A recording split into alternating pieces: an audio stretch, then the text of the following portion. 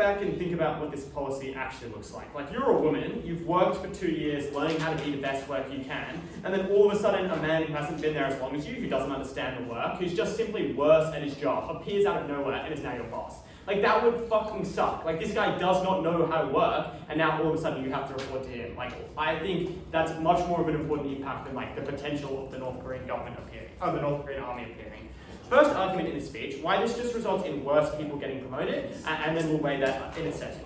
The first thing that we'd explain is you are just now promoting someone for who does not have the skills that are required for the position that they're in. For example, in a very basic explanation, like, they do not have the same degree of Excel skills that you have to be able to run the model as well as you do, because they do not have 2 years of experience as an analyst. They don't understand what it's like to be at the bottom of the person at a business, because they've spent those years, which is obviously very important, because as a man manager, as a boss, it's really important to understand what it's like to be the person at the bottom of the food chain, because you need to be able to respond and correspond to those people. They don't know the business model or the way that this firm operates, because obviously they haven't been integrated into the systems. They don't know what is the objective of this firm and what they're trying to do. They don't get entrenched in the firm's in the people in the business as well, because obviously they have less time building up the relationships that are important to be able to liaise between different groups within the firm. Their claim is to be like, well, there are skills that you learn in the military. I would actually contend, secondly, that the skills you learn in the military are oftentimes harmful for this business, or at least not related at all. Like, firstly, it's harmful because oftentimes it over-indexes into things like punishment. So, for example, in the military environment, when you act out, you're likely to be cracked down upon by your drill sergeant, who shouts at you, who essentially harasses you in the military environment. But obviously, that's very bad in the workplace environment because it's very bad for morale. A lot of people react quite poorly for that, and that makes them bad workers. But on their side, that's the only model of discipline they've ever learned, so they're likely to implement that into the workforce. It also teaches, for example, people to not raise their opinions, because in the military, when you're conscripted, you don't learn not to raise your opinion because you can't raise your opinion to a drill sergeant. But obviously, that means as a boss, you're likely not to listen to your unders, because that's the model of which you've been educated in to be a leader, which is obviously very bad because it means you get less perspectives on how to run your firm. Their argument is like, oh, well, there's processes like being disciplined. I would explain there's many other ways you can learn how to be disciplined, like, for example, high school culture in Korea teaches you to be disciplined. All of the skills that they point to are not related to being a business, and they're entirely irrelevant compared to the very simple understanding that we give you, which is just that you learn how to do the skills when you work the job as someone who's lower down in the food chain. But third of all, we would just explain that their policy notably entrenches a policy that is based on a policy of promotion that is specifically based on years worked rather than meritocracy. And that's because obviously if the motion is just saying that now you count the years of service, and obviously in Korea there is a high culture of like respecting your elders, which translates to the fact that you promote whoever's been there working the longest, you promote them over other people, which explains that their policy entrenches a system that it promotes people not based on how good they are, but instead based on how long they've worked there. Obviously, when you get rid of this, it makes it easier to, for example, promote someone based on meritocracy, which we think is good.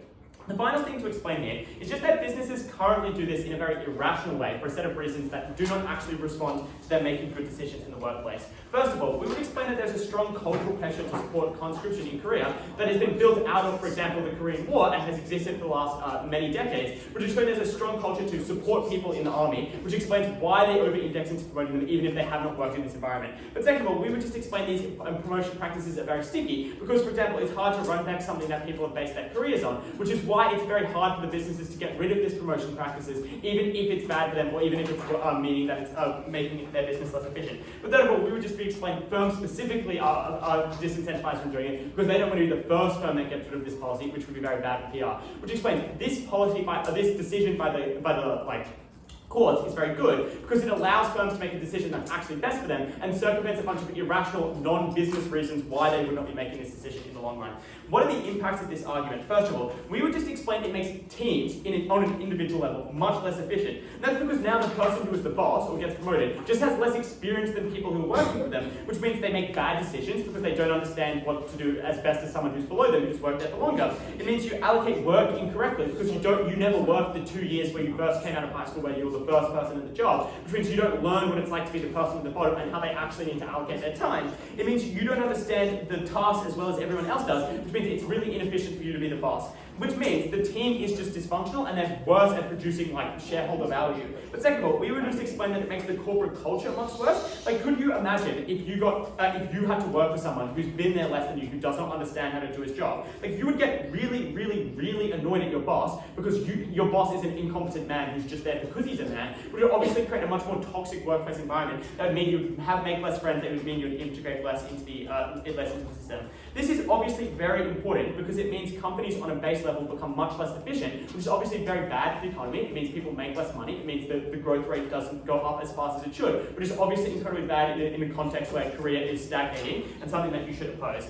They have to explain why promoting this person wouldn't just mean there's an ineffective person at the top. We would explain that'd be bad. The second argument is just why this is good with women. They've largely agreed with this characterization that women are important in this debate, but I'll give you a couple of points of context that are above what this opposition team is explaining. We've explained that the pay gap in Korea currently is 31%, which is the worst in the OECD, and the OIB, for example, has heard of the problems that exist within Korea in regards to their problem of sexism, with the rise of, for example, really extreme movements fighting against this culture, for example, the 4B movement. But this is notably getting better, which is just, like, they've lied a bunch about the Korean government. They've recently they brought in place the DPK and they swapped away from the PPP. The PPP was really conservative and they moved towards the DPK that is consistently more progressive. They've just kicked out the old conservative ruler. The new elected government actually is quite pro-women because there has been a shift towards being good for women. But second of all, this is largely due to the fact that Korea has an aging population, which has meant they have more people to support that are older and not enough people who are younger. You've probably heard of the birth rate crisis, which means there are more women who are forced into the workplace because they have to replace the men who are leaving the workforce, but there's not enough young people, which means more women have to go in, which obviously creates a lot of structural change, which is good for women. But third of all, we would also just explain that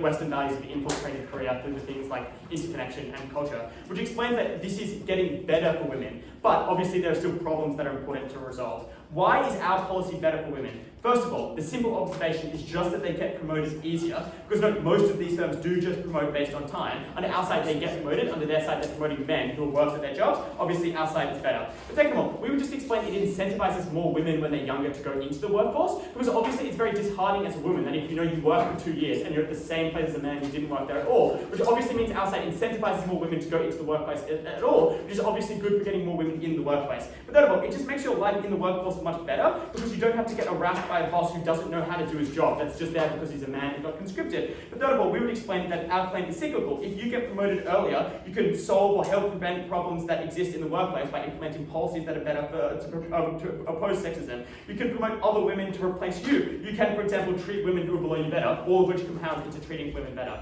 And no, this is really important. It is really, really important for women to have a good work in good time in the workplace in this period of their lives, in their early 20s. Otherwise, they would likely quit when, for example, they have their first kid and leave the workforce. So it's uniquely important to make sure that they have a good time in their early 20s. Why is this important? First of all, it helps counteract sexist norms. It gives women more money, which helps them when they want to raise kids. It helps them leave an abusive partner. It's better for their quality of life. And also, it's just principally good that women are not afforded the ability to get promoted simply for the fact, like, it's bad for them to get discriminated against. It's the simple observation. Thank you. I'd like then to present your speaker's left line speech and invite the second further speaker to continue the affirmative case. Here.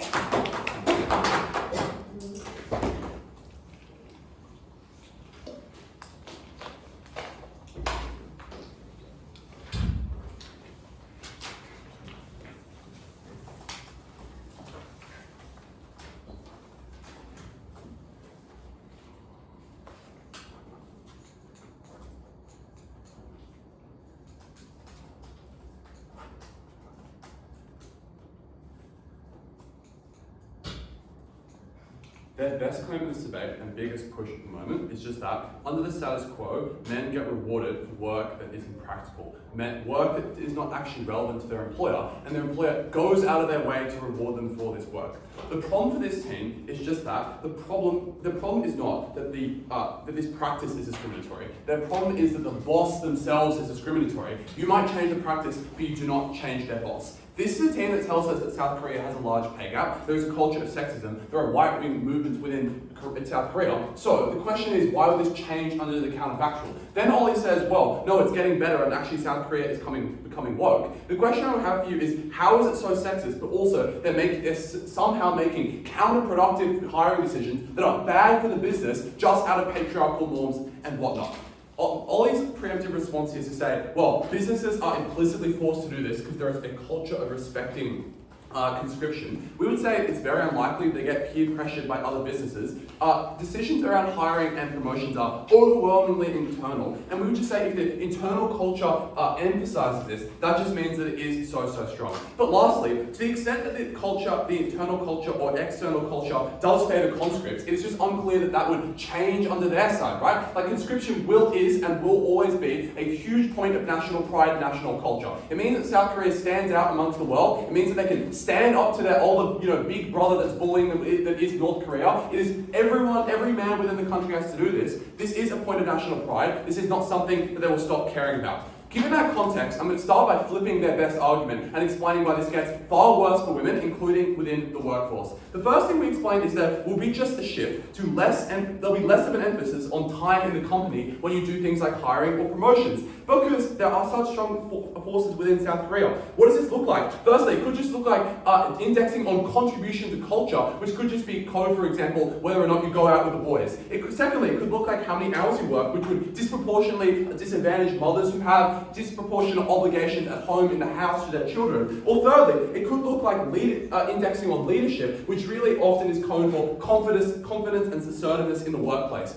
Now, their preemptive response might just be, well, if these bosses are sexist, then they're going to be sexist anyway. But the problem is, this is at least the amount of years you've been with the company, particularly objective. So, if they consistently justify promoting men under our side through the conscription, they were there for longer, the discrepancies are really easy to call out. If a woman has been there for a particularly long time, you can call that out. You can threaten to, for example, sue the company, or it's just far more overt sexism, right? What they do is they have to shift to far more subjective things in which discrepancies are far easier, far harder to call out. At least on our side, there is a set of women who objectively have been there for longer, but we use some subjective determinations, then no women will ever get promoted, so we flip that. The second, I guess all preemption is to say, well, they're going to culturally respect seniority in the counterfactual. But I think to the extent which we explain how sexist and entrenched the patriarchy is within South Korea, often I think this is going to trump the norms of seniority. Importantly, just because I think this norm of seniority often will only apply to men, because they're the only ones who get respect. Secondly, Meyer explains that this just extinguishes any political capital for maternity leave. And I'll just explain, getting maternity leave for women is in fact far more important than getting promotions for women. That is for three reasons. Firstly, maternity leave and other policies that just affect all women. At best, they prove they get more promotions, but that is only for a few set of women who are usually in the minority, and they are usually the most privileged women. Things like maternity leave policies and cultural policies affect all women within the workplace. That is far more important. Secondly, things like maternity leave do just serve as a larger barrier to career success because they happen later in your career, for example, when you have a child, rather than the few extra years that a man might be able to rack up at the beginning. And that is far more important in determining whether or not you get a promotion because it happens later, closer to when that promotion might happen, which explains why it's more decisive on their metric. But thirdly, it affects all parts of that woman's life. It affects their personal life, not just their career life. Not all women only care about getting a promotion within work. Some also just want to have more time with their child. More money, for example, when they're going to spend time with that child, for example, they can get a government handout. So, Meyer explains this extinguishes capital for maternity leave. That is far more important than their claim on promotions.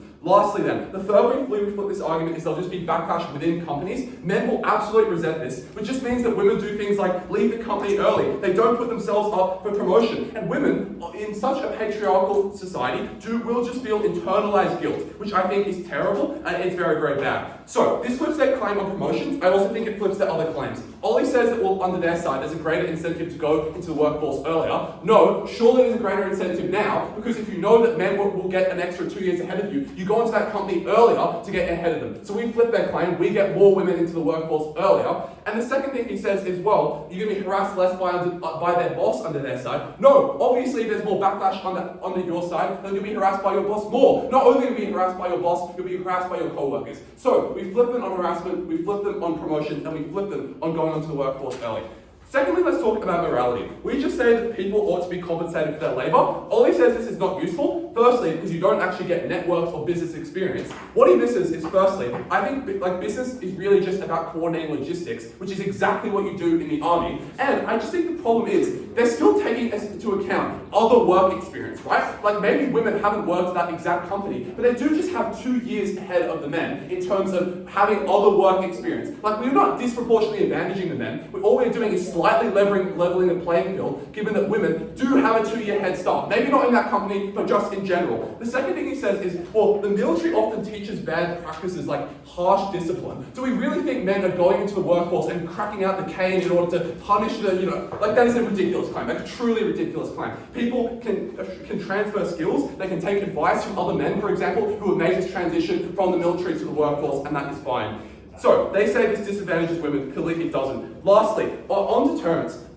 They might say this claim does not matter, but the intuition pump I would give you is if South Korea's military suddenly decreased by half, that would massively embolden North Korea, that would put them at an enormous amount of risk, and that would be a drastic shift from the status quo. The problem is this is getting quite close to that claim. Men will do things like injure themselves, they'll fake mental illness diagnoses, they'll bribe people in the government. They might say, well, there's already incentive to do this anyway, but there are some costs to doing these sort of things. For example, you don't want to hurt yourself by injuring yourself. You have a fear of getting caught if you offer a bribe, and there's a culture of doing conscription within South Korea. But you just create such an enormous high bar that these people just feel like they're giving up years of their life, they're not being compensated at all, which just means they no longer go into conscription under their side. That is terrible. Conscription is very important for deterring North Korea. This looks like, in our lowest burn case, more skirmishes along the border, which just means that people die. It means that tensions between the countries escalate. It means that people live in a climate of fear. Like everyone in South Korea sits there scared because they know that their military is smaller. They know North Korea could strike at any time. So even if this impact never actualizes, the perception and fear of the impact does actualize. But in our highest burden case and the worst case, it just means that they are emboldened to escalate. And even if you believe this is a speculative claim in the debate, it really is just the highest impact claim in the debate. Like if you do suddenly and encourage men to no longer go into conscription, that just means that North Korea is emboldened, and that means that things like border skirmishes and conflict can happen. So on what is best for women, we clearly win. On what is fairest, we should just default to what the employers are currently doing, and clearly on the highest impact claim in the debate on deterrence, we win. Proud to affirm. We'd like to thank the second and further speakers for that final speech. We have time. Yeah, okay, you've got it perfect. We'll thank the second active speaker to continue the negative. Here.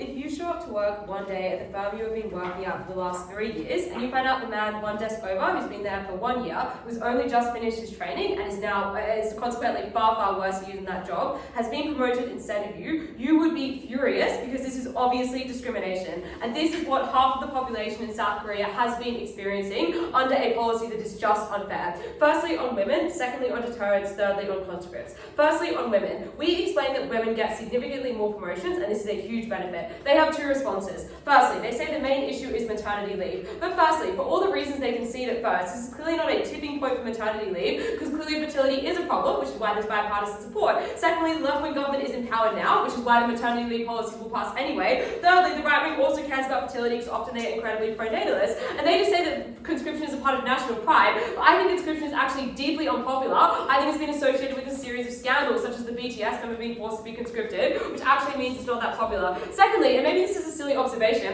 but I think the fertility crisis suggests that maternity leave is a less important problem, because that would suggest that not many women are having babies, so therefore not many women need to take maternity leave. But all women are harmed, because all women are disadvantaged when every man can enter the workforce and claim 2 years of experience that woman can't get. But thirdly, this policy actually counteracts the harm of maternity leave, because the issue of maternity leave is you lose time in the workforce. Like, that is a problem. You have to take 9 months off, but women are gaining 2 years of experience on our side that they wouldn't have on theirs, so clearly they're still at a net increased amount of time in the workforce compared to a man, even if they ultimately have a child and have maternity leave, which is why maternity leave is important. But this last point of weighing is that we explain that early promotions are more important than late promotions, because when you get promoted earlier in your career, at the point at which you're taking maternity leave, you have more agency over your contract, because you have more power, you're probably able to have more negotiating power with the business. But secondly, it's because you're more independent as a person. You're more likely to be the breadwinner of your family, or at least contribute a significant amount of income, which makes it harder for your husband to pressure you to leave your work, and it makes it easy for you to justify continuing to go to work. They just say that you're more likely to be considered for promotions at this point, but obviously you can access promotions at you access regular promotions at many stages of your career, not just at the age at which you're having kids. The next response is to say that they will, in fact, the hiring criteria will become more vague in a way that makes it harder for women to get hired. But firstly, I think it makes it far easier for women to call this out, because you can point to the years that you have spent working for a company versus a man who now has numerically less years than you, and he cannot claim those additional 2 years, which means the year gap of experience is bigger and more obvious, which means that employers are far less likely to hire that man who's more inexperienced, because that would be a far more obviously sexist decision. And similarly, it's far easier for that woman to call it out, because again, it's far more obviously sexist decision, because the difference is now you have 2 extra years of experience, you have like 4 extra years of experience against that man versus 2 extra years of experience. It's much harder to justify bridging a 4-year experience gap. But secondly, I think the vague ways they're talking about are not as bad as this team suggests, because to me this sounds like meritocracy. It sounds like maybe prioritizing things like how well someone does their job, what sort of KPIs they're meeting, what sort of value they're giving to the company, which I think is something women would probably do pretty great at. I think those women probably are equally skilled as men. I think they probably work harder because they're trying to fight against huge amounts of institutional sexism, which means I don't really know what the vague things they are talking about actually are and why women would be less successful. I think they would be fine. And I think maybe the best form of their claim is that businesses will just be outright sexist. They'll be like, you're emotional, you can't communicate because you're a woman. But obviously businesses are somewhat rational. Like, yes, this is a country with sexism, but they still want to pick a good employee, and they still need to justify their decision somehow, which is why they would not be making insane promotions based on someone being too emotional. Last response they make is that sexism is symmetric, but we explain that we uniquely create the conditions for change, because even if you believe only some additional women get promoted on our side, those women are now on hiring boards, they are on the executive boards of companies, they control the decisions, they control the culture, which is why that change means that every woman has a better chance in the workplace, and that means that those norms that this team identifies are more likely to be fixed on our side. They have to support a side of no change, a side that resulted in South Korea being having the worst inequality of every single other developed country for women, having the lowest, the highest gender pay gap of any other developed country who did not consider these obviously discriminatory policies. Next, I want to flip that claim on deterrence. 2 things here. Firstly, why is there no security cost to having less people in conscription? And then secondly, proving a genuinely huge principal win on this team by saying that less conscription would be a great thing. Firstly, why is there no security trade-off? The reason why manpower is not important for security is 3 reasons. Firstly, manpower is becoming increasingly less important in warfare, for the reason that modern warfare increasingly relies on things like drone strikes, which you know empirically have done the most damage in wars such as Iran and Ukraine, and did not rely on manpower, like those are unmanned vehicles. But secondly, it looks like having more AI targeted missiles, again unmanned, or thirdly, it looks like having unmanned ground vehicles that do things like collect wounded soldiers in Ukraine and bring them back. So you don't even need to send people to do that sort of grunt work on the battlefield, because you have unmanned vehicles that can do that for you. Secondly, the types of manpower that you need is specialized manpower. You need people who know how to operate the drones, who know how to run anti-drone defenses, who know how to write code for the AI targeted missiles, which is obviously not something you can teach in 2 years, which is why the people who are conscripted for 2 years can't do these jobs. They're completely useless in modern warfare. But thirdly, that means that their claim is flipped, because that means that the South Korean government is wasting genuinely ridiculous amounts of money housing, training, and feeding people who are ultimately not helpful in the context of modern warfare, when all of that money could have gone towards drones and missiles and actually keeping up with North Korea, which actually explains that we would get a bigger deterrence on our side. That means that I've just unlocked to you a ridiculously big win on having less conscription, because we would absolutely agree. We think less people would do conscription on this side, more people would get out of it, and that means that less people are subject to the genuinely, it's awful, it's so bad when people are conscripted. The reason the conscription is bad is because firstly it's a huge impediment on your freedom to move, on your freedom to live your life, and on your freedom of your decisions. Because for 2 years of your life, someone tells you what to do for every single hour of your day. They tell you where to be. Like that sounds like prison because it basically is. But as someone who hasn't done anything wrong, and that's their moral wrong. Secondly, if you are conscripted, you are exposed to the risk of dying in war. You are exposed to the risk of being injured. You are exposed to the risk of significant psychological trauma. The state does not have the right to impose that on anyone, and you should not uphold a state that does more conscription. Why is there less conscription on our side? I think firstly there's less conscription for the reason they can see, the more people get out of it. But secondly, I think this generates more political capital to walk back conscription, to do things like make the conscription time shorter, to make it not every person but like a fraction of people, or just perhaps to abolish conscription entirely. And I think this is likely to be the tipping point, I guess, for conscription. So all the reasons Affirmative identifies, people who are conscripts might see this as a bit unfair, which is why they would pressure the government to, not be conscripted in the first place, which just means that we prove less people are subject to the principled wrongs of conscription, and that is an independent win path to decide negative. Lastly, why is it the case that people who are conscripts are worse at the job, and why should you not give them employment? The first thing I want to explain, the first observation I would make, is that if you are a conscript, you're in the military for 2 years, which means you are not in a position of leadership, so none of the skills this team identifies applies to people who are conscripts, because in 2 years, a year of that, maybe even a year and a half, is probably just training. It's probably like drills and doing push-ups every day, and only a very small percentage of people would actually have any meaningful leadership positions. You would obviously, as an army, choose to put the paid staff in the leadership positions, because those people have more experience, more training, and you can trust them more because they're in there for their career, not just because they're being forced to. They might say that there's no paid people in South Korea because of conscription, but I think the South Korean military probably has more like full-time paid employees, because firstly for the reason it's true in every country, which is because the military pays well, but secondly because you get experience as a conscript, which means a portion of people will be like, I don't know, this is a good job, I'd like to stay here.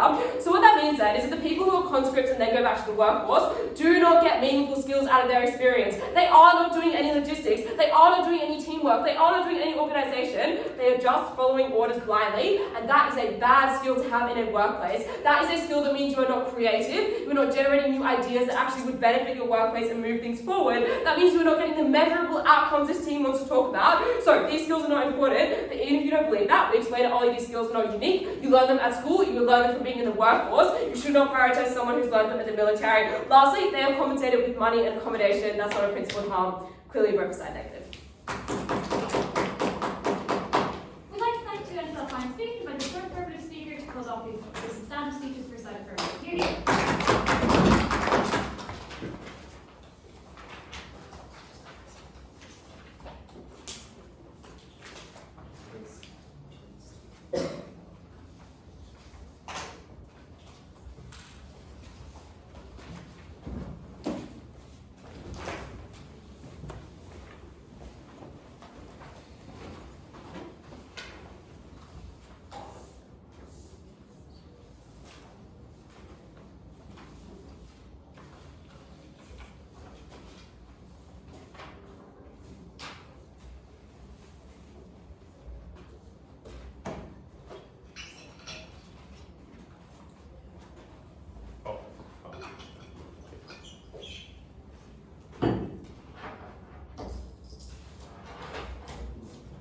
Good to go. Side negative's case is contradiction city because, on one hand, at first negative, they say, well, the problem is that unqualified men are being promoted by bosses that are sexist and because conscription is really popular. And then at second negative, they go, wait, no, they're not so sexist, they're still high unmetrically on your side. And in fact, conscription is extremely unpopular in South Korea. And suddenly, the really sexist country of South Korea has a growing political impetus for maternity leave reform that would exist on either side. Come on, guys. The reason why this team can't get their facts straight is because the phantom middle ground of Goldilocks zone that this team tries to co-opt for any of their arms cannot occur, and we will attack from both fronts. I will first deal with the instances in which firms are irrational, explain why they claw away at a problem of sexism that they can't change and they in fact make worse, and then I'll deal with the case where firms are rational, where they are profit-maximizing agents, which means that all our policy does is give men their fair due, to promote them when they have merit.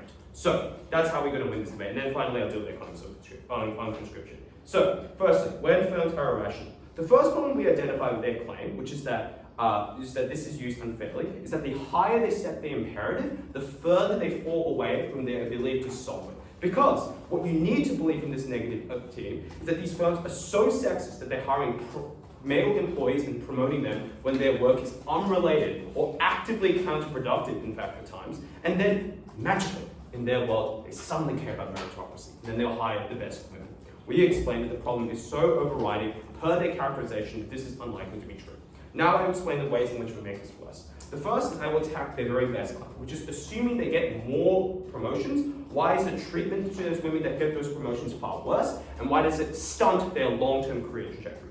The first thing to understand is what types of promotions they're getting. Because critically, they are ensuring that women get the first or initial promotion in their career. And that is because we're talking about people whose ages are in cohort 25, which is roughly the age where you'd be out of a conscription. So this is about your first first promotion. And our simple claim is that maybe if they get women to their first promotion far faster, but they kneecap their ability to get promoted anywhere beyond that point. And that is because these women in their world will be promoted to jobs where they are set up to fail for 3 reasons. Number one, because using their characterization, these women will not command any respect as bosses. They will be commanding over and bossing over men that resent them because they think, well, the only reason why you got this job is because I have to be pulled out 2 years from the military for a job you don't have to do. That's an extraordinary level of resentment from your co-workers, which means they won't listen to you, which means that you won't hit your KPIs because you have a cohort that is unruly and won't listen to you.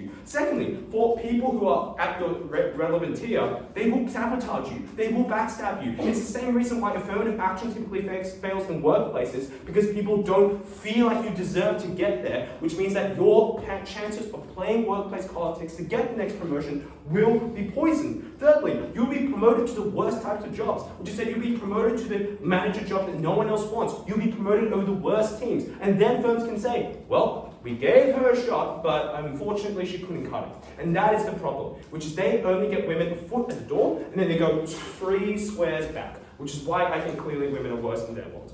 The second way in which we explain that women are worse off in their world is that this kills the political capital for maternity leave.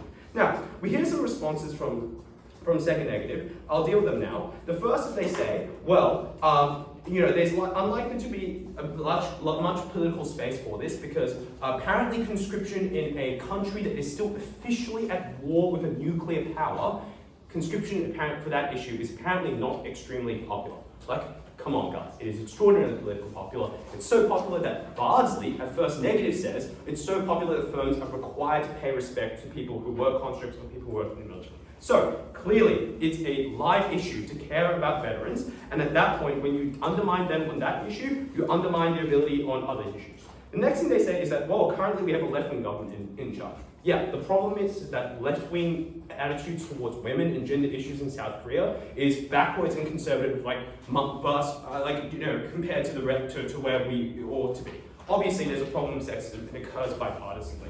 And thirdly, we point out, crucially, the reason why it has to be mutually exclusive. And the reason why is not just because you are poking the bear when it comes to an issue of helping conscripts, which is so incredibly unpopular. At the same time, you're already doing women a favor in their world because they can say things like, well, currently we are giving women a leg up because men are disadvantaged already because they have to do conscription. Why do we need to do anything else? Why do we need to give them maternity reform? And that is crucial because at the point at which it is mutually exclusive, you need to ask what is the more important barrier. And we give you a few reasons, both Maya and Will, as to why maternity leave is the key bottleneck when it comes to impeding the ability of women to progress in office spaces, which they really needed a response to. The bad response that we get from Maya is just like, oh, well, clearly maternity leave is not the solution to the fertility crisis because women are not having kids. Why aren't women having kids? Maybe it's because the opportunity cost of having a kid is that they can't get a promotion. So yeah, I think that is a pretty good solution to the fertility crisis. It's the solution that most other developed nations have. So this is the second way in which we get far worse for women, and it's far worse for all women, not just women on the precipice of getting a promotion, any woman who decides to have a kid, and we have external benefits to having a kid. So that's why I think the second way, their side is far worse. I think the last way is just that we explain that women are more likely to be adjudicated and promoted on the basis of vague criteria. Now, their only response to this is to say, well, come on, we're talking about meritocratic firms, so why would they fall back into a criteria that was so antithetical to workplace productivity? Very good. That brings us very nicely and rolls the carpet for our next claim, which is that firms are nowhere near as irrational as they say, and that means that this policy is simply used to promote men when they are deserving of it. Now, let's move on to that issue.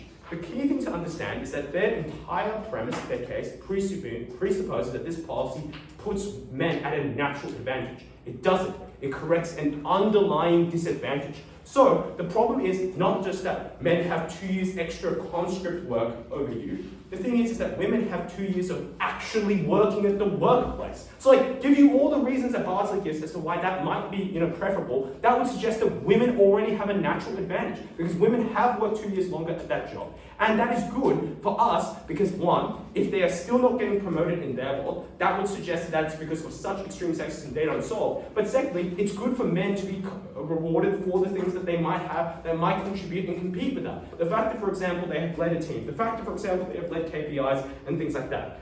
Their only response, I guess, is that the problem with conscription as a marker of competency is that sometimes it is skewed towards things that are problematic and discriminatory, like, in this case, gender bias. But the problem is that that could be used as an argument against using any marker of competency to promote people, and yet we don't do that. This could be used as an argument against not promoting people on the basis of having university qualifications, because university qualifications also correlate with things like being white, being rich, being privileged, and yet we do allow it, because it's more important that it's used as a marker of competency when it's in fact used, and we trust firms to be rational and profit maximizing, which they are, because that's how you compete as a firm in order to make this decision well. So, in the instances where firms are rational, we have a slam dunk win, because it's not used in a sexist way, it's merely used to reward men for labor that they have done and they should use. Finally, on their argument about conscription, they can't flip this because some men might be able to evade it, but 99% of men won't be able to evade it, and those are the men that are less privileged, and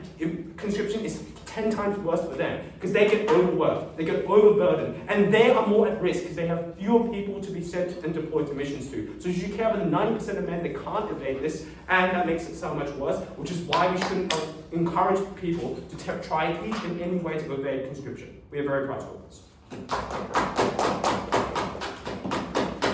Let's take the third term of speaker for that final speech. Now we'll go to the next speaker to close up with the presenting speeches in this debate. Cheerio.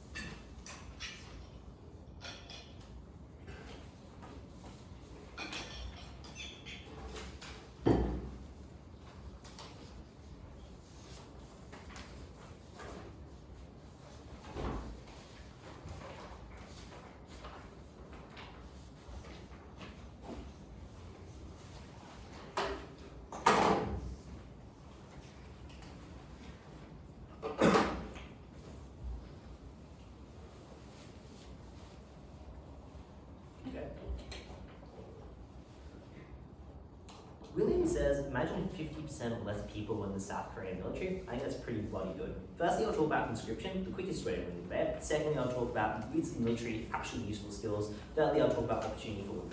On conscription, first, Affirmative makes the claim that conscription will be less popular because people don't get a benefit from it.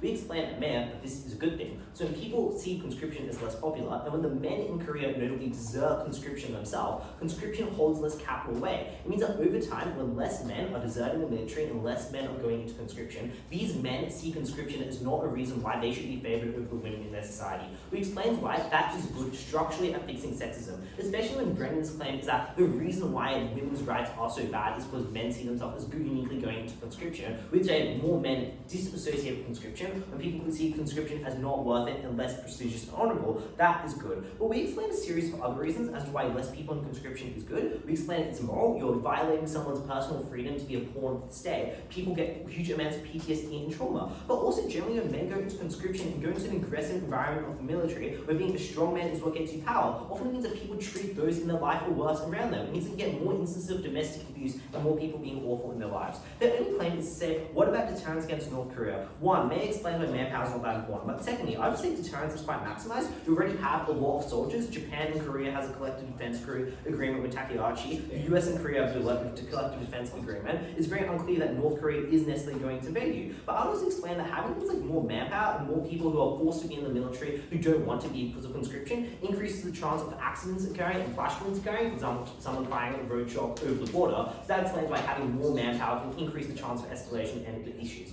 Brendon's claim is saying, what about the other 99%? Firstly, this is a 90% affirmative. He says it's 50% invalid argument for Parade to run. But secondly, I just say that over time, when people are seeing, to claim the benefits that first affirmative wants to get out of deterrence, you must believe they believe this argument to a large extent. They cannot walk back at it at Afterlife.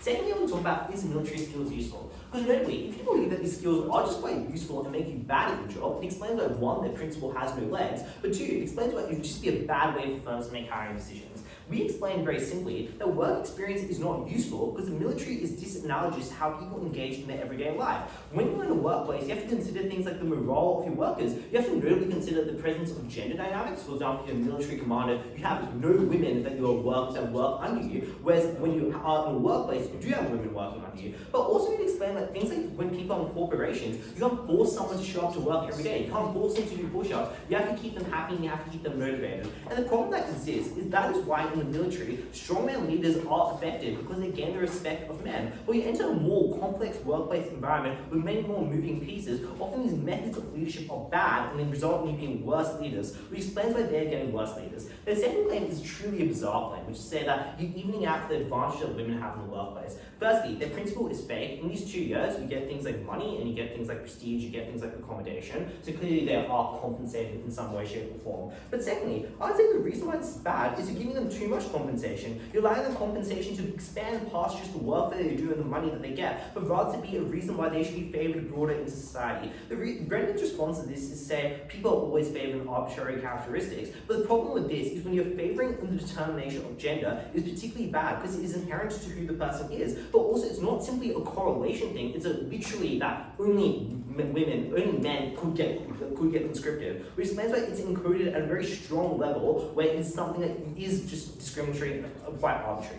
That explains why, but even then, if you do not believe that, I think there's a valid affirmative action principle as why women have historically been discriminated against in the workplace, and having methods to favour women would be principally okay and probably quite good. That explains why their principle is out of debate and these are bad skills. I next want to answer the question on the opportunity of women.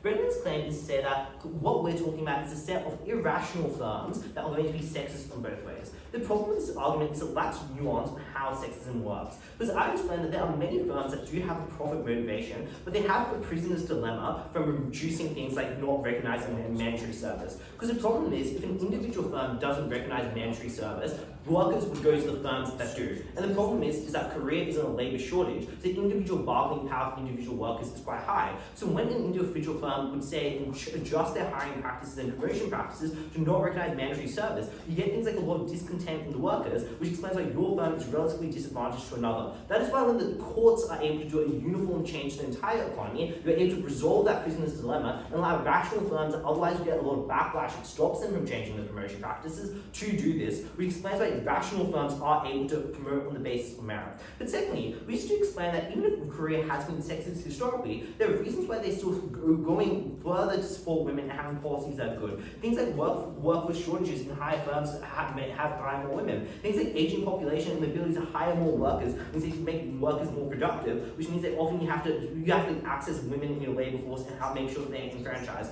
Which explains why firms, yes, there's an issue of sexism in Korea, but firms would, due to market incentives, trend that way. Having ways to help them accelerate to do that is better. But thirdly, verse affirmative explains why people would care less about conscription, which explains why firms or people within firms won't have as much backlash towards women not being promoted because people care less about conscription because more men over time being conscripted themselves. Their final claim is then to say, what will happen is businesses will find coded ways to favour women versus things like objective metrics like yours. May explains a series of reasons why subjective metrics are fine, but even if you do not believe they are fine, I think there's a series of responses. Firstly, clearly it's hard to justify things like coded methods of hiring. Things like investors often don't want to give money to murky companies that do not actually promote on a very clear performance basis. But secondly, it's quite uncompetitive with workers. Workers like things like transparency. Workers get upset with these murky metrics, and because Korea is in a labour shortage, which they can move quite easily. But thirdly, I would say the Supreme Court ruling to make this a discriminatory rule, to enact that military service was discriminatory, creates a big signaling effect for firms to know that if they do more sexist things or they entrench their hiring practices in sexist ways, this will create precedents for to get things like class action lawsuits. We explained why this is probably an unlikely mechanism for them to do. But fourthly, it does just seem quite insane that a business is going to completely nuke its entire hiring process for the purposes of sexism. We've explained that the reason why they're doing the status quo is because there's overwhelming pressure from the workers who have mandatory service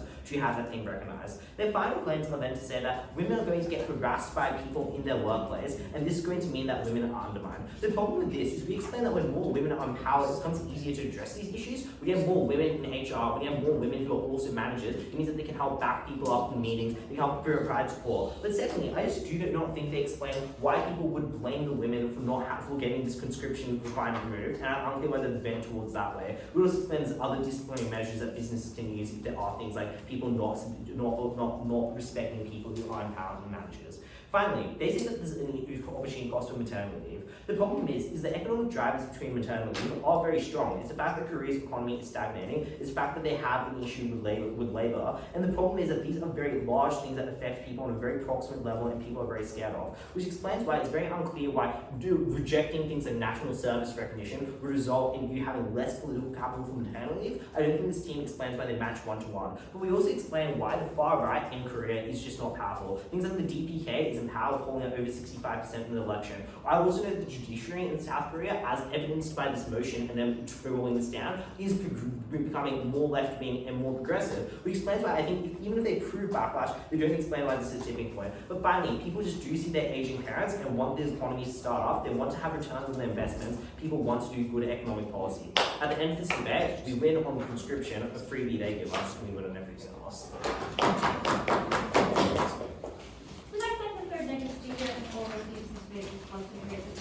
Speeches will now be negative reply to the ignorance reply exchange. Here. Given 3 establishes that this is the trade-off, I will first weigh why I would rather men resent their female bosses than women resent their male bosses. The first thing that we'd explain is if you resent your boss can punish you, but you cannot punish your boss. Which means I would rather a qualified woman can punish the incompetent subordinate who is showing resentment and not listening to their actions in work or being an otherwise bad worker than the opposite, which is to say that an incompetent male boss is punishing a more qualified woman who is below them, who is, for example, questioning their decisions or showing that they're angry. That's the obvious observation that the woman is both better at her job and is not to blame for these circumstances. But second of all, we would explain the first promotion tends to be the most important, tends to be the person that leads like the team of junior people, which explains that the woman, when they get their first promotion, is talking to all of the other junior people at the firm. And it is very important that it allows women to get into that first role, even if it comes with more resentment from men, because it allows that woman to make a much more enjoyable experience for all of the women that are below her. So if you are the woman, even if you're being resented by other male members of your team, you can at least make an enjoyable experience for the other women in your team. But third of all, women getting promoted young is really important because first of all, it means other women are incentivized to join that workplace because they know they will get treated better. But second of all, people aren't bullied out of the experience because they're not harassed by a male boss who is incompetent. But third of all, obviously it just means that women are not bullied out of leaving the workplace by their partner who got a promotion younger than them, which obviously means that they don't leave the workforce young. If someone has to represent the other gender, I would prefer it to be men representing their bosses as opposed to women representing their bosses, because at least it means that the women can at least it means that the women can implement a better system. But beyond that, we explain it is a uniquely important time to get women into these positions because obviously they can create better change in the long run. Beyond that, this was a decision by the courts appointed by a government that the people have voted in. It is unclear why people would be as vindictive as this opposition teams, and obviously in the instances where workplaces are consistently promoting men over women, that is in instances where the courts will step in, as we described all down the bench, which explains if a firm does what this opposition team does, which is consistently promote men, that is when the courts that have already shown they are strongly enforcing anti-discrimination policy will sue these firms for workplace discrimination, which means that worst case harms do not accrue because obviously they are super obvious. You can see when a firm promotes more men than they do women.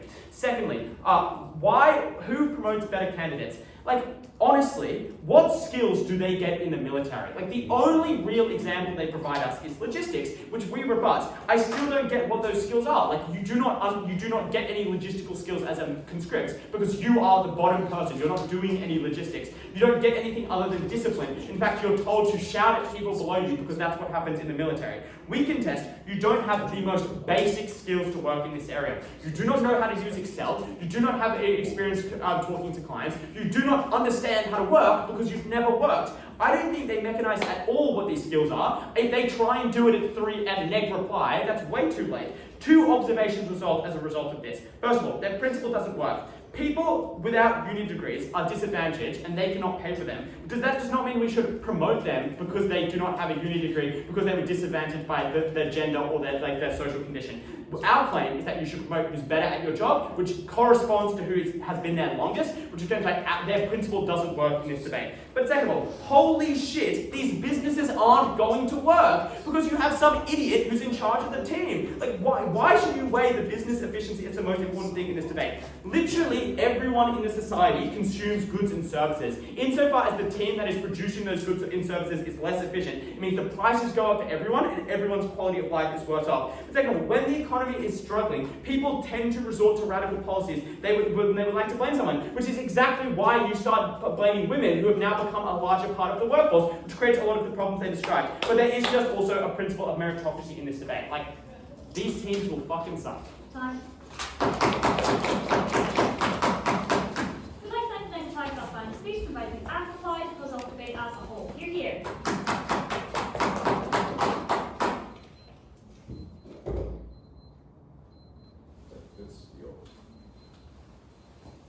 Is that a stopwatch or No, fire it's the alarm? The one you're holding. Oh. Yeah. There you go.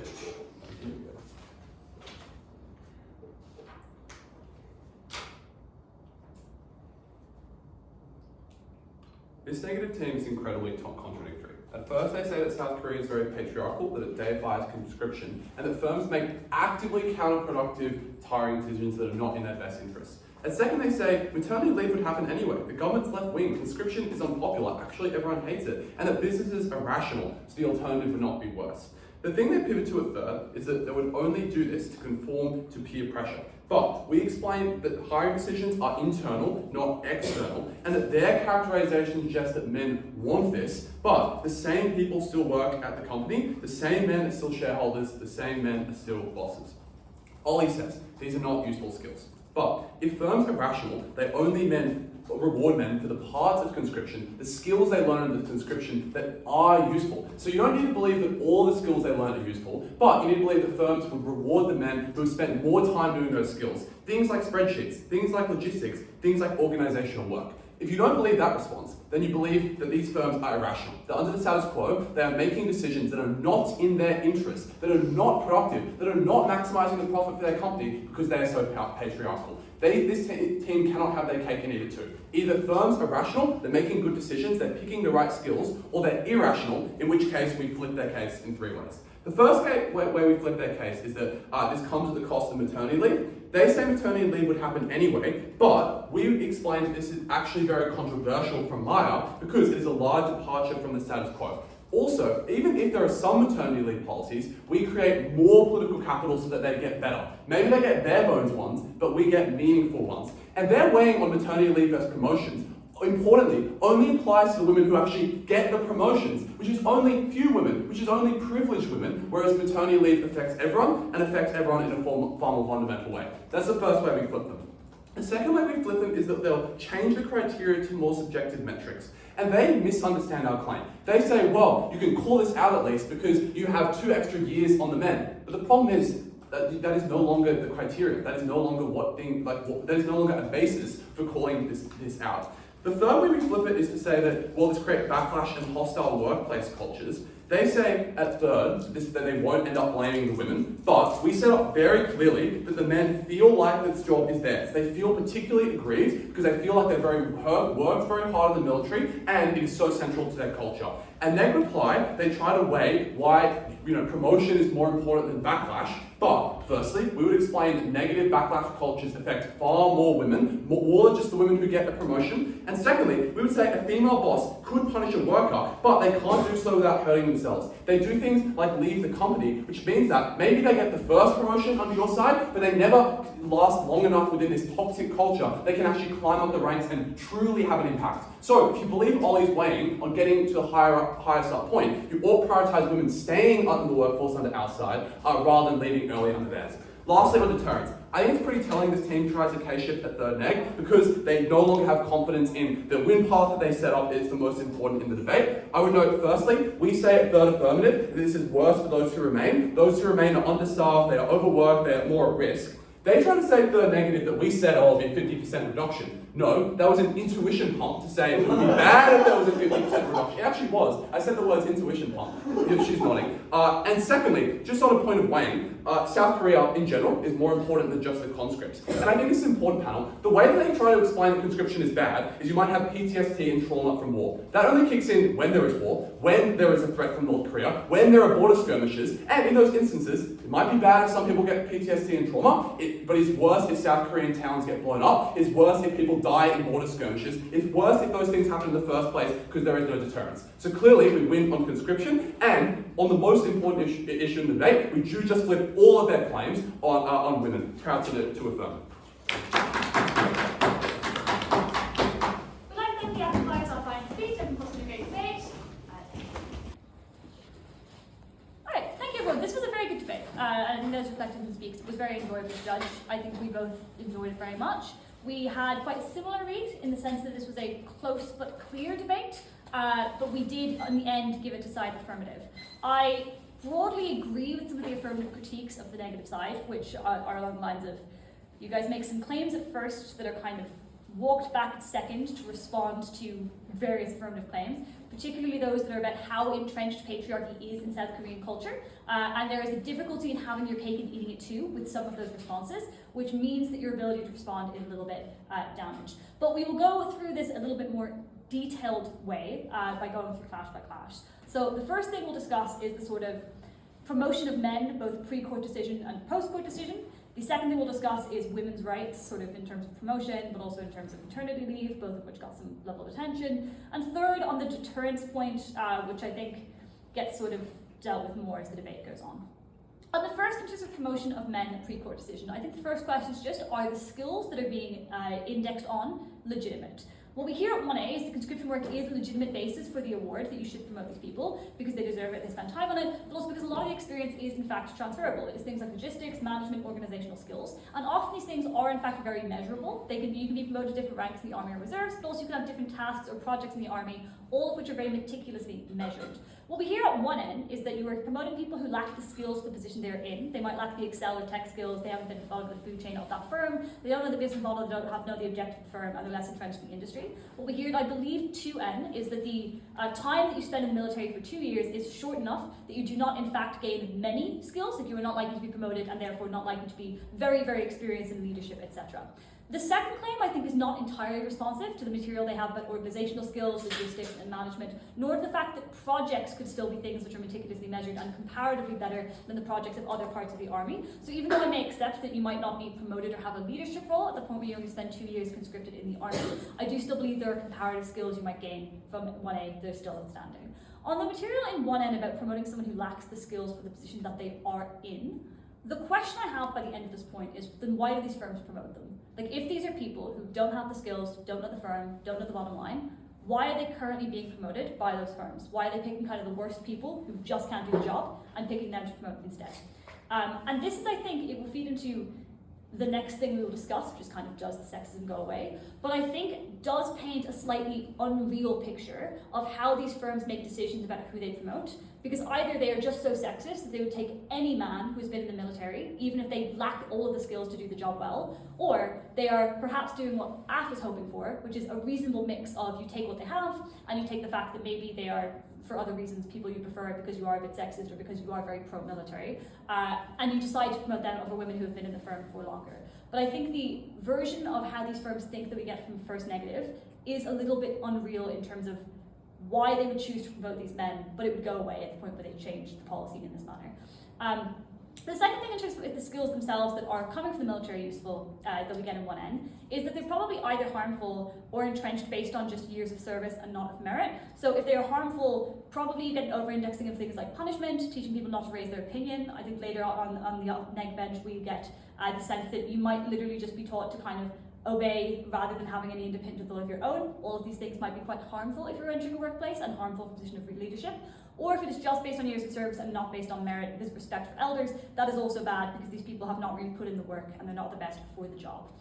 At the end of that, what I think is that whether or not the decisions are made on the basis of the bad skills, the kind of lack of skill, which means these people are ill-suited for the roles, depends on the level of sexism that is involved in the decision.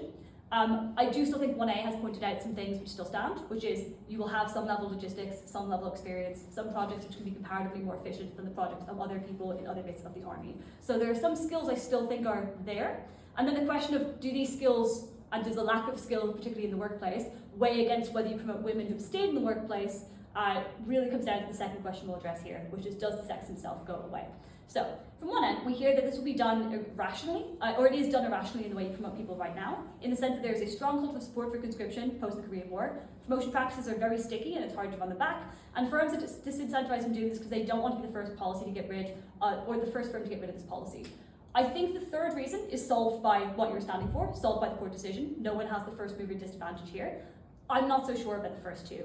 And this is quite directly attacked by 3A when they say either firms are rational, which means they currently make these decisions on a rational basis, rather than just promoting people on the basis of vibes and also this person has a penis, or they are irrational and then the patriarchy doesn't go away, and the same men who are sexist and love conscription, who are currently making the hiring decisions, are still making the hiring decisions, but they're not allowed to say that the reason they're doing it is because years of service means this person has X amount of years of experience.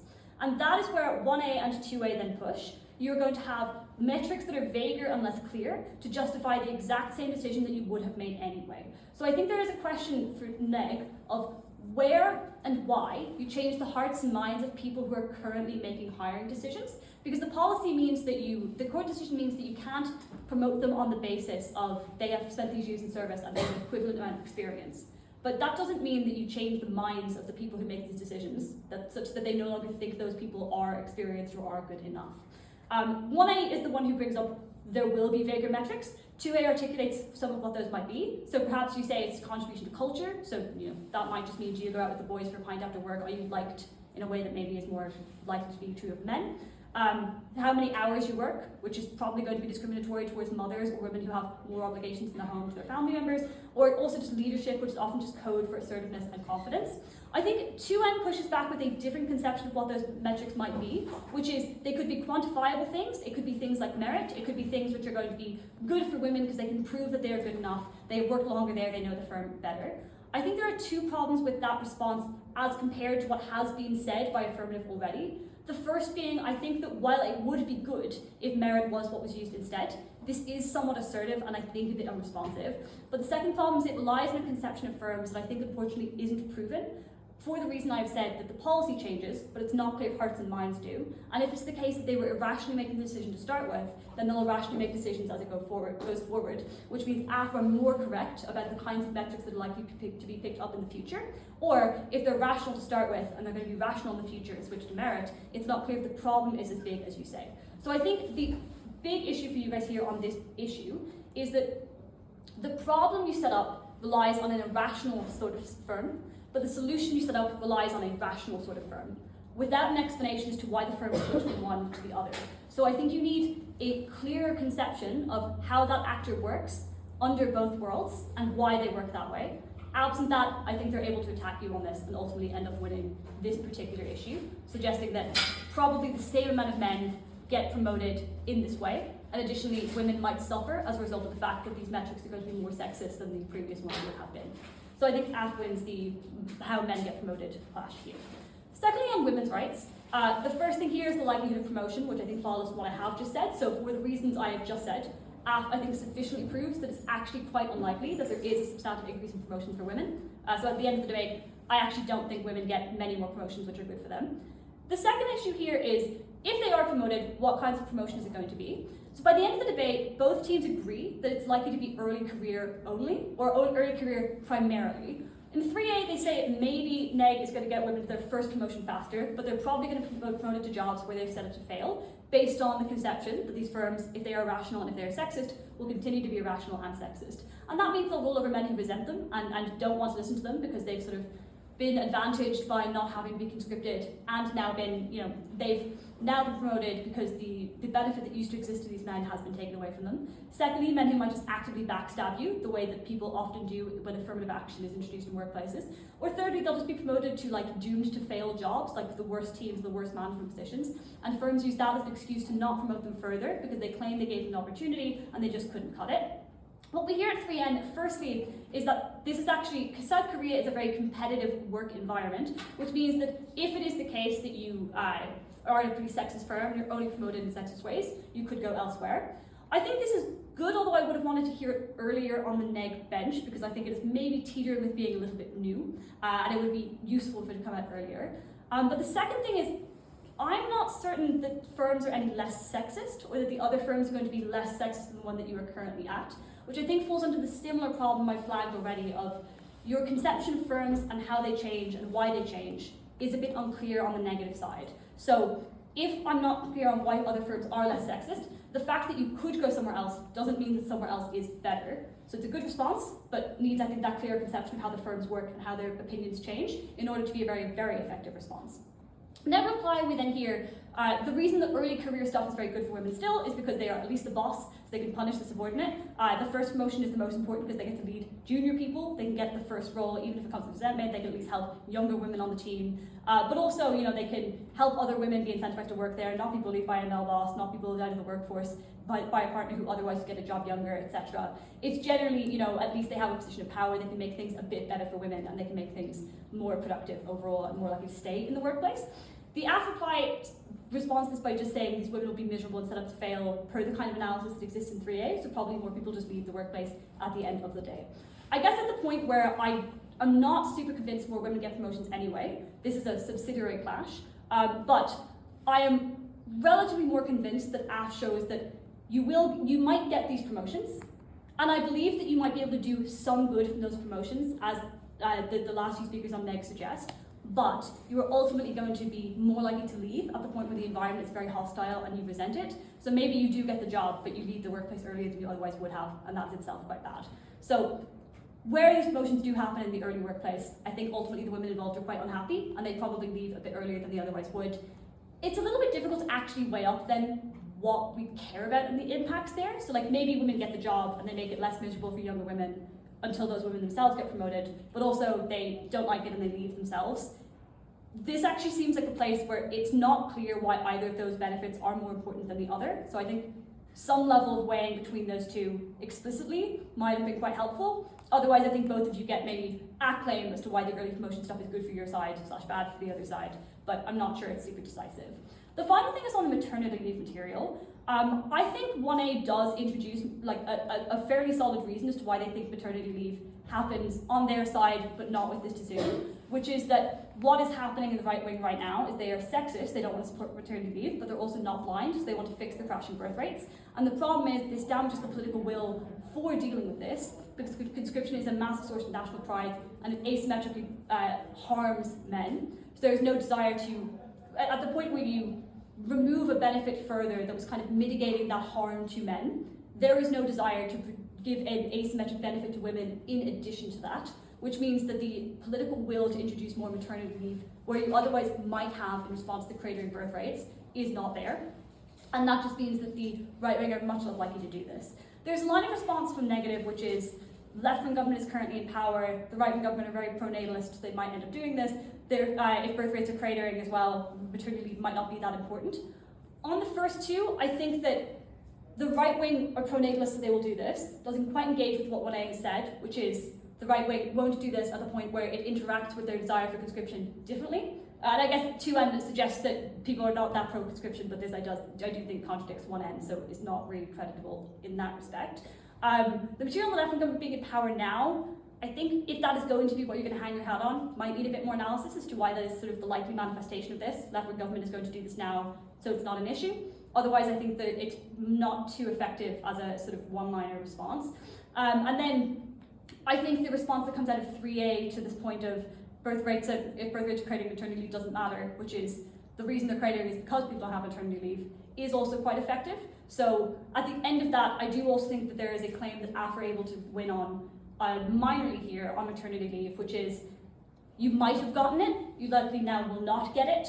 That is bad for women. It's also bad for more women than the people who otherwise lose out on promotions, because there's just more people who could otherwise access maternity leave than there are people who could access these limited number of promotions. Though I would note not all women will access maternity leave or get pregnant, so I would maybe watch that is a claim you should be cautious of in the future. On this then, I think that they have a margin on women losing access to that benefit, and they suggest that they are more important than promotion stuff. So that is an additional way in which I think they have a bit of a gain on you guys on neg, but I do think that women will not get promoted stuff is probably the larger way that they win the overall women's rights clash generally. Finally, on deterrence, there is like a lot of stuff here, and it ends up being that neg is taking the stance that conscription is sort of immoral and bad. On it violating freedom, I do think this is probably fair, but when it is based on harms pragmatically, I do think the AF reply response, which is that this is conditioned on sort of having to go to war. You only go to war, or you're more likely to be exposed to war at the point where there is actually a smaller army because of the fact that you will have more skirmishes with North Korea. Therefore, this is something that is worse for the people who are conscripted on your side than on ours, is relatively effective. But I also think there could have been a stronger line of response from neg, or perhaps a more charitable line of response to the arguments from AF that if people are opting out of the military now, it is in quite painful ways, like they are seeking diagnosis of mental illnesses they do not have, or they are causing themselves injuries that they do not have to get conscripted.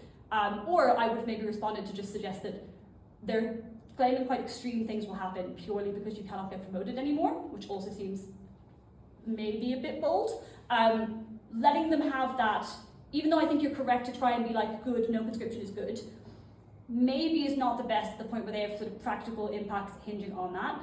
I will say, I guess, I'm not absolutely convinced that there is going to be a war with North Korea. I think the lower burden stuff of skirmishes is maybe a little bit more fair. I also think you guys are right that the moral stuff of freedom is probably more fair, it's probably something that can happen as well.